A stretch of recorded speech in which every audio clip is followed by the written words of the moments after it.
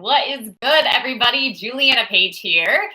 And I have a word for you on today. I think when we are in times where maybe our attention is being pulled in multiple directions, maybe we've got all of these balls that we're juggling, maybe we're in a time too where we're just processing a lot of information and feel like we just can't hone in on what matters most, and we don't really know how, we don't know where to start, and we just won't stop either. We'll just keep going. I feel you. And I tried to come up with, how many are here? 1, 2, 3, 4, 5, 6, 7. Lucky number 7 ways to offer you. Maybe one or all of them will be something that you can integrate into your life. I definitely recommend 3 things to integrate into your life in a way that makes sense for you.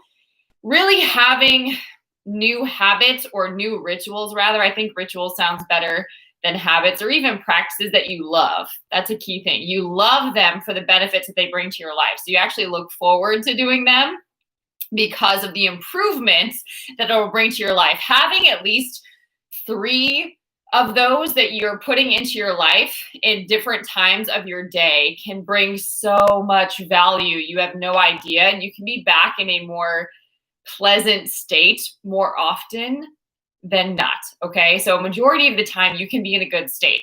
So here are a couple of things that I find are really helpful. But first, I want to give you a phrase to think about. So first, what actually produces success is our ability to enjoy the struggle involved in it. Did you hear that? Okay. What actually produces success is our ability to enjoy the struggle involved in it. So a really good example of this is I was not somebody that dreamed about writing ever. In fact, I was the opposite. I thought that writing seemed like punishment, right? I was one of those kids that was raised in the country, so I was out running around. We had a big sledding hill behind our house. There was a walking trail. There was like a little creek. There was a river. There was like lots of trees to climb. I was always outside. So coming inside or going to your room often felt like punishment, right? Because I wanted to be wild. I wanted to be out in it, right? So I somehow made the connection that writing and sitting and being still was punishment, which thank God I've gotten over that. But I was never somebody that aspired to write. However, later in life, I would come to find that I enjoyed the struggle involved in it. Compared to other subjects, I would never wrestle so hard like I would on a book report, a research paper, a massive essay, whatever it was, an admission letter, whatever it was. I would never wrestle so hard to get that out and make sure it's right. I would spend so much time until it got perfect. And inevitably, I became really good at it. But it wasn't something that I envisioned. It's just something that in comparison to other things in my life, I was successful at because I learned to enjoy the process of it. Okay. So storytelling, anything with the word, I really nerd out on. But it took me a long time to come to that because I had this belief that it was punishment. So I had to get over that, right? Thank goodness I did. But I invite you to think, maybe there is an area of your life where you do actually enjoy the struggle of it. You actually get into a flow, you wrestle with it into the wee hours of the night. I know when I'm creating something, when I'm dreaming something up, when I'm creating a course, when I'm preparing a program, when I'm preparing a talk, whatever I'm doing, I wrestle with that. If I'm outlining a structure, like I can get into some massive flows, and I genuinely enjoy that. And I also see the reward of how much freedom that'll bring my life too. So think about that. What is worth struggling for? We're all going to have struggle of some kind. There's going to be pain involved. That's a normal part of life. So to avoid pain would be terribly naive, but there's going to be pain on your way to success. There's going to be struggle. There's going to be challenge, right? But it's just really learning how to enjoy that struggle. What is worth struggling for? Okay. So I just invite you to think about that, jot down whatever comes to mind for you. And now, without further ado, let's go into these 7 things. Okay. So the first one is to question your assumptions. I think that a lot of times in life, we can come to a place, particularly if we're isolated and we don't have a lot of accountability partners and people holding things up for us, because a lot of times people are mirrors for how we show up in life. So if we don't have a lot of that, we can think that our ways are right. And that we're always right, and that we just have this sense of certainty. And I would challenge you on this first one to question your assumptions. Question whatever it is that you think that you know. There could always be a better way, and you're not God, right? So our thoughts are not God's thoughts, and our ways are not God's ways. So to really have a humble attitude and be willing that, yeah, you may be right, but I'd like to say this or something better. And I'm open to what the something better is. Okay. So I may not always be right, but I'm open to the better option or the better solution, and to constantly be available for when and how that comes. I'm not just going to lock my feet in and pretend like I know it all, because the minute you think you do, you don't. And there's usually an opportunity that's going to reveal that to you. So the first one is question your assumptions. A lot of times, if you're not doing that, you're not open to creative solutions that would inevitably really serve you. So check that out. Number two is a reminder that yes, there's going to be days where you're going to feel bad. There's going to be days where you're super frustrated, where you're overwhelmed, where things seem to be going the complete opposite of what you want them to be going, where you're just in a mood, okay? Hashtag mood, right? But that's okay. Where we get that twisted is we make that such a big deal. We just expand it and make it so huge, and what you focus on grows. So we don't want our cray to grow bigger. But the thing is, focus on it, acknowledge it, acknowledge that feeling in and of itself is not bad. In fact, a lot of feelings, even if it's anger, quote unquote, the ones that you think are negative, they actually are really informative, okay? There's probably a good reason why you might be angry. There's probably a good reason why you might be feeling anxious. That's probably bringing you some valuable information. Feel it and move forward. Feel it, extract any information that's relevant, and move forward, okay? So feel it and forward. And really, I just think it's so important. We've learned to shut off feelings. I knew that I grew up that way.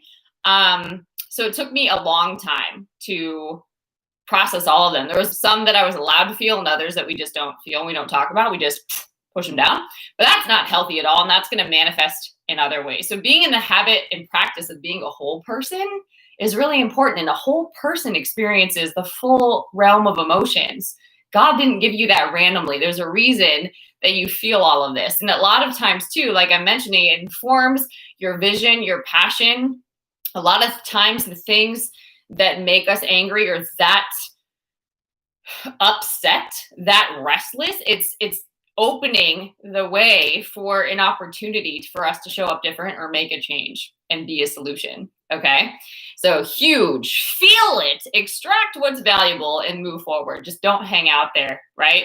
Like stagnant water, that stuff starts to stink real fast, and it's just not good. Okay. The next one, number 3, is be bold. Be bold. Like when you have your mind made up, be bold about it. There's no like, maybe, no, and like this back and forth, and you can live there.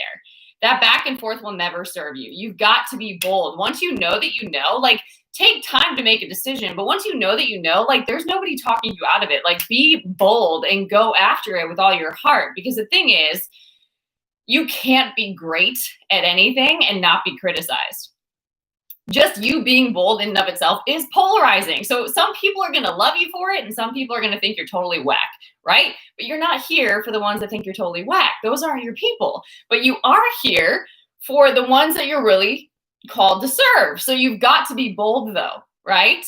So think about it. When you needed people to show up, a lot of times they didn't come after you. You had to tell them. You had to go after them. You had to pursue them. So when you're bold, people can find you.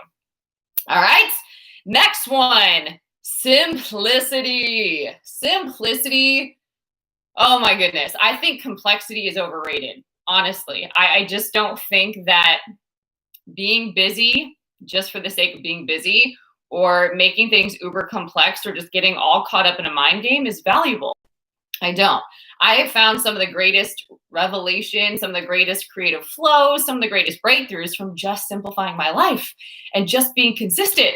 And it's not complicated, which is such a beautiful thing and such a relief, because all of that extra energy and effort to me is just not worth it. So simplicity also helps your mental health. If you can live simple, and I know that it's funny, like I'm adopted, and my adoptive dad just has such a, oh my goodness, he just has such a traditional way of showing up. He has the same routine every day, even now, and he's retired, right? But he'll still get up at the same time. He'll have the same breakfast, drink from the same coffee mug, read the paper, go for a hike. Like, it's just comical, but there's such simplicity, and he's one of the most peaceful humans I've ever encountered in my life. Yet he does epic things in the world, right? Which I think that is really a great pearl of wisdom, that in order to do epic things, you really need to have a lot of structure so that you can have these outlets where you're just refilling your cup, right? And so he's found ways to do that. And a lot of that for him was having things that he knew he could control, because a lot of the work that he did, he was in the medical field, he couldn't control. And he was in some really intense situations, miracle working. So really, really important. But simplicity also helps your mental health. The less that you're putting your mind through like a ton of stress, the better. Because just by being human in this world, you're constantly being bombarded by the news, by billboards, by the radio, by TV, by family, by friends, by ads, by whatever, to buy, to produce, to consume, to be more, get more, whatever, right? And so if you're not solid in the midst of that, if you don't keep things simple, then you won't have a great way to filter any of that. So it's really good for your mental health for you to not always be stimulated, for you to not always be processing things. You've got to have outlets for you to decompress.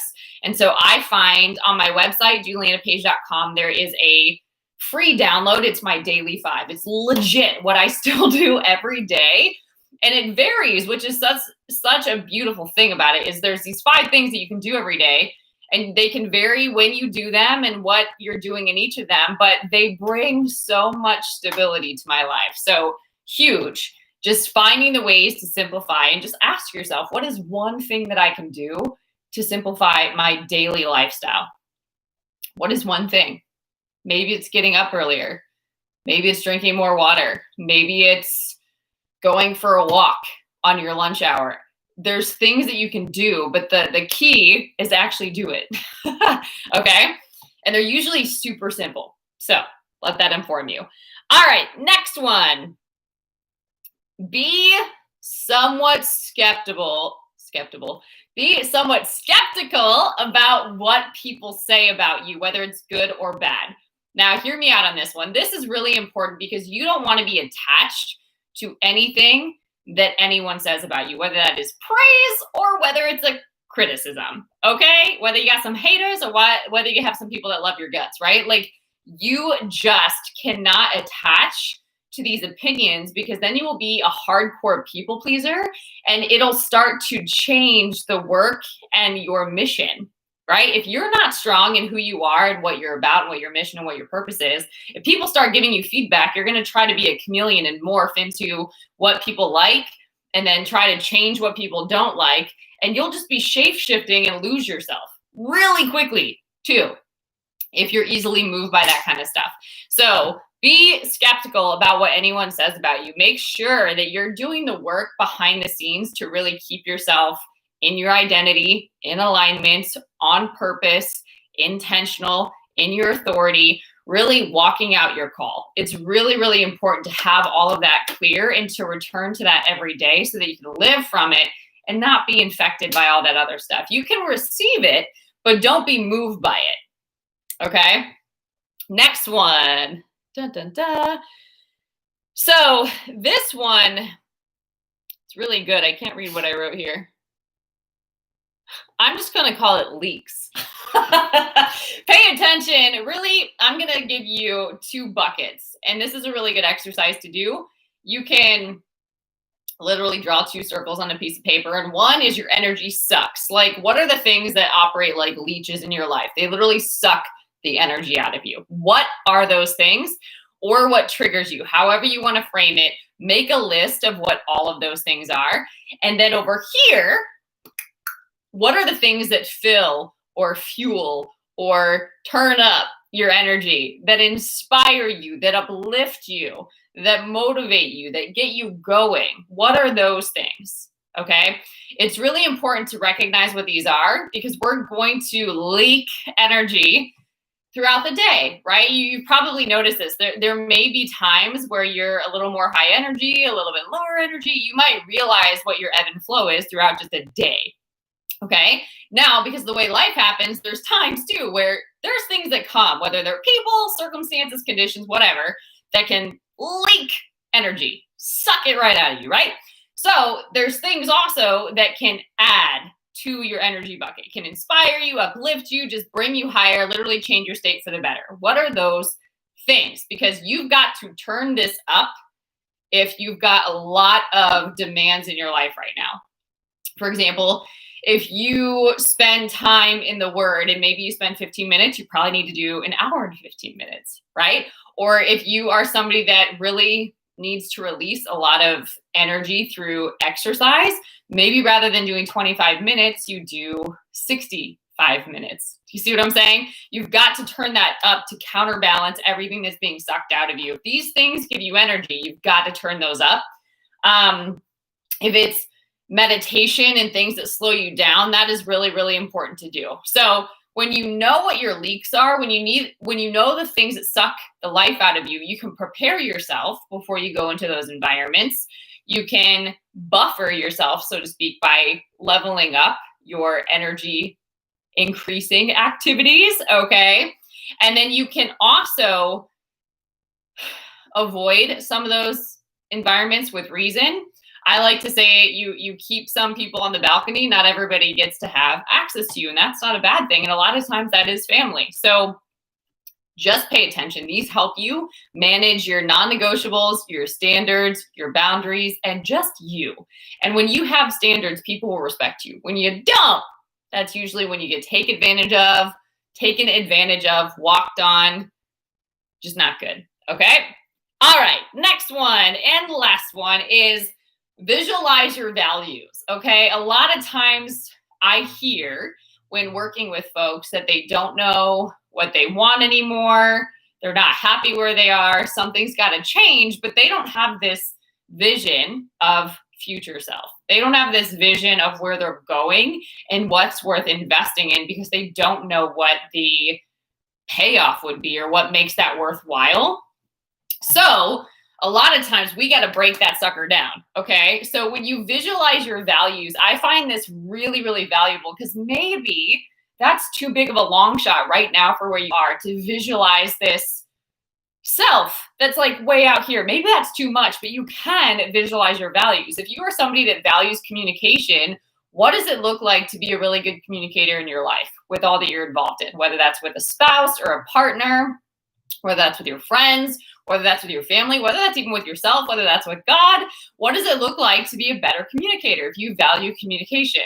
What does it look like to be a better business person? Maybe you run your own business. What does it look like to show up and be a better business person? Visualize that, right? Start to see what that is. To be excellent in how you show up, what does that look like in every arena of your life?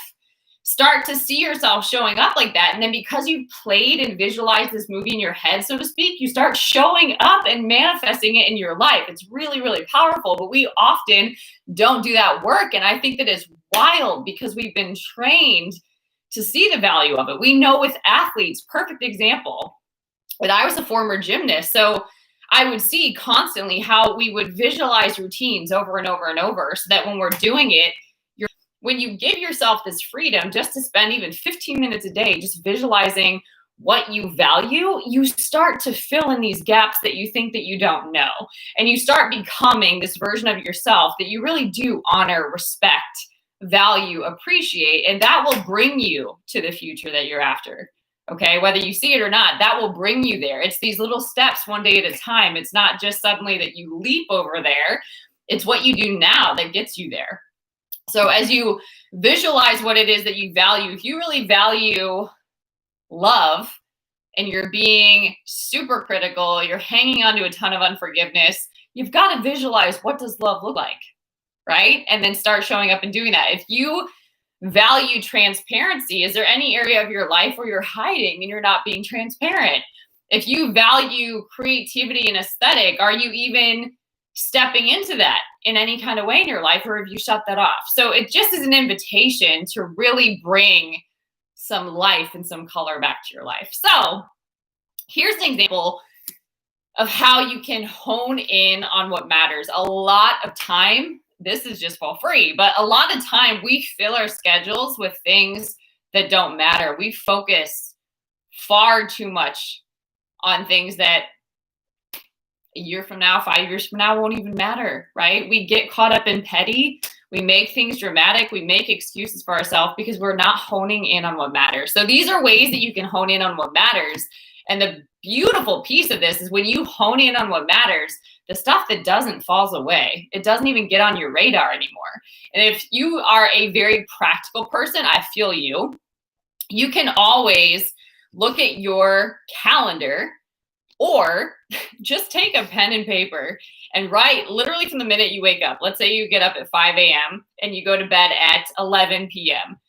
Write down legitimately what you are doing every hour. And if you forget, look at these huge windows of time where you're just idle and nothing is happening. That is time that's being wasted. And if you add that up every day, how many hours is that? It could be a ton of time. And so if you just get more intentional with your time, if you get better at blocking and honing in on what matters, put these things on your calendar, make space for what matters. Like in those blocks where there's nothing, put a visualization there. In that block where you're really focusing on something that doesn't matter. Maybe you spent a ton of time just watching a TV show that's adding no value to your life. Maybe that is where you do something to help your mental health, or maybe you read some sort of book to help you personally develop. You can find ways to make better use of your time, but you've got to look at it so you can really call yourself out and have a clear picture. So hopefully these things help you. I know that the truth can hurt, but ultimately, yes, it's true. It will set you free if you start taking the right actions. Having the awareness is not enough. You've got to take the action to get the new result. Otherwise, you will, just by habit and just what you know and by what you're used to feeling and experiencing, you'll just keep repeating a pattern and a cycle. So if enough is enough for you, I hope and I encourage you to pick something from this list that I shared today. Take a look at your schedule and see where your time is going, and then restructure your time and start practicing these things that matter and watch what it will do to clear out your mind and help you just be so clear in who you are, why you're here, all of that. How emotionally stable you start to feel. Your skin might clear up, right? Because your skin usually shows a lot of stress and things that are going on inside of you. Your heart might be lighter. You just might feel better in your body. You might be sleeping better. Your hormones might be balanced. I'm just saying there can be tons of benefits when you give yourself permission and you do the work to really hone in on what matters. All right. It's really just about what you're willing to struggle for. And I would say having a healthy mindset, a healthy body, a healthy sense of self, healthy, excellent service that you're contributing in the world. These are examples of things that I consider worth fighting for and showing up for every day. And they can be fun and you can enjoy them. Okay? It's not always going to be easy, but you can enjoy them. That's key. So I hope this message blessed you. If you would really like to hone in on some of these things, but you know that you need some extra help, no freaking worries. I've got you. There's a ton, maybe like 6 different coaching package options over on my website, julianapage.com. There's a lot of great book resources over there. There's also a self-mastery course, which when it comes to manifesting your potential and self-manifestation, it is so important to be doing that work. Not every new year, like every day, okay? In some sort of way. So if you haven't visited that, go check out julianapage.com.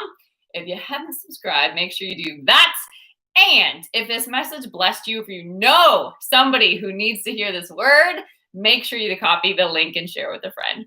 All right, guys, thanks so much for watching. Until next time, stay blessed. Bye.